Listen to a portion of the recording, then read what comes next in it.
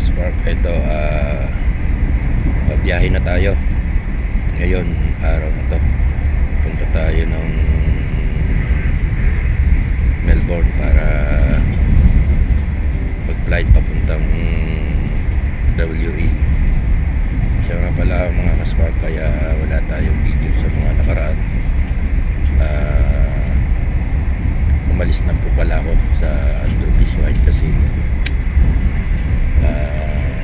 hindi nila kami pina-update kami ng Thursday, full time kami, tapos hindi ako pinapasok ng Biyernes. Hindi ko wala naman kaming naging problema, pero siyempre nagdi-demand ako dahil yung hinihingi kong form na para sa application ng anak ko hindi binigay sa akin, pinapabayad pa, kaya tuluyan na akong umalis. Hindi ko na tinapos yung anihan nila, yung tinatawag na vintage, kasi nga nakahanap agad yung ano sa akin, yung matagal nang kumukontak. May paglalagyan na ako sa WA, kaya nag-ano tayo agad, nag-book tayo agad ng mga ticket para makasibat na tayo. Ito, nakasakay tayo ng train na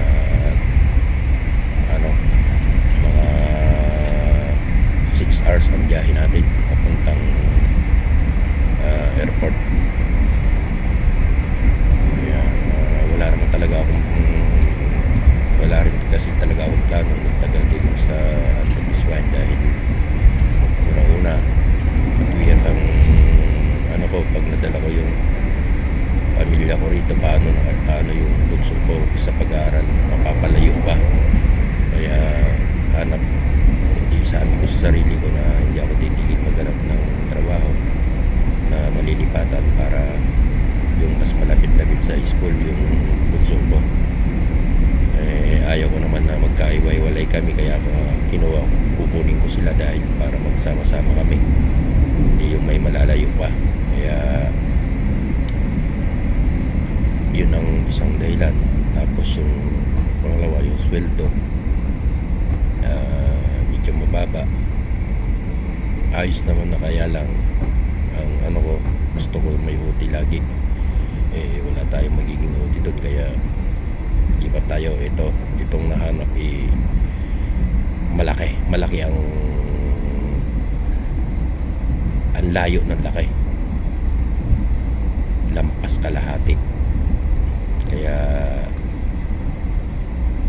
lampas kalahati sa sweldo ko, sa sinusweldo ko dito sa Andrew Biswine. Kaya pinamadali tayo lumipat ng agency. Kaya eto, pabiyahe na tayo mga Spark. Kaya sana suportahan nyo ako sa mga desisyon ko na ginagawa, at sana pagpalain ako ng buong may kapal sa mga desisyon ko, para at i-guide ako sa lahat ng mga plano ko para sa kinabukasan ng aking pamilya. At sana, Panginoon, lagi yung gabayan yung yung trabaho doon sa lilipatan ko. Mga ka-Spark, sana maintindihan nyo, kaya hindi tayo nakakapag-vlog. Minto na tayo sa Andrew Biswine. Sa next company, mabait naman daw, kaya tuloy pa rin tayo kasi may mga nag-vlog din doon, para ma-guide din tayo ng mga vlogger na nandoon, at matulungan nila tayo, maipalo pa ng iba itong video ko.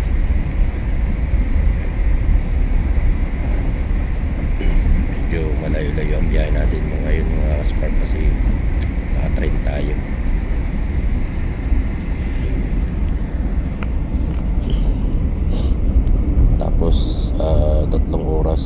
DMWA mga ka-spark, nakasunod lang ang oras sa Pilipinas. Kasi nandoon talaga ang pera, nandoon yung ano, yung mines, kaya pinangarap ko talaga makarating doon dati pa at makapagtrabaho. Kaya salamat sa Panginoon, natupad na yung pangarap ko. Sana ito na yung last na company na ano natin, pag-iistihan na natin ng long time para hindi na tayo palipat-lipat.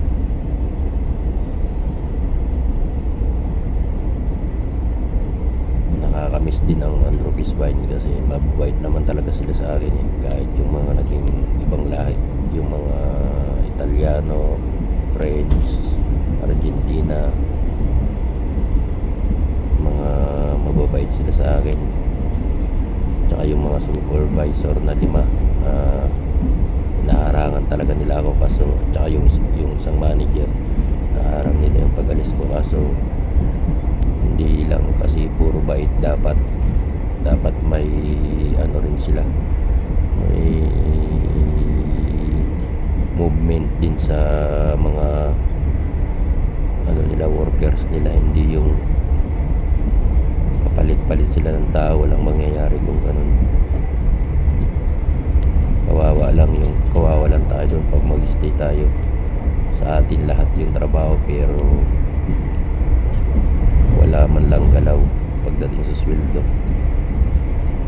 Ay kung magkano lang yung demand, hindi pa nila binigay, tapos hanggang sa tinanong ako ulit, mas malaki yung demand, yung kontrata na pinasign sa akin.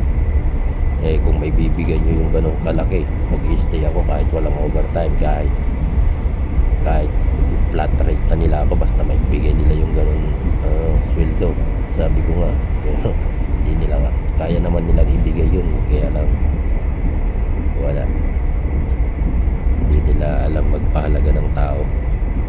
Pero yung yung ibang matataas ang posisyon, mababait naman, wala naman akong masabi dahil talagang hinaharangan nila ako, pinagtatanggol nila ako na mag-stay doon. Pero tama na, hanggang doon na lang. Sabi nga ng mga kapatidan natin yung iglesia, tama lang daw yung naging desisyon ko, kasi walang mangyayari sa akin pag mag-stay pa ako ng long time doon. Kaya agaran action na rin ginawa ko. Hanggang dito na lang mga spark ang ating video. See you next vlog na lang ulit, at update ko kayo pag nandun na tayo sa lilipatan natin. Keep safe mga ka-spark. Paalam.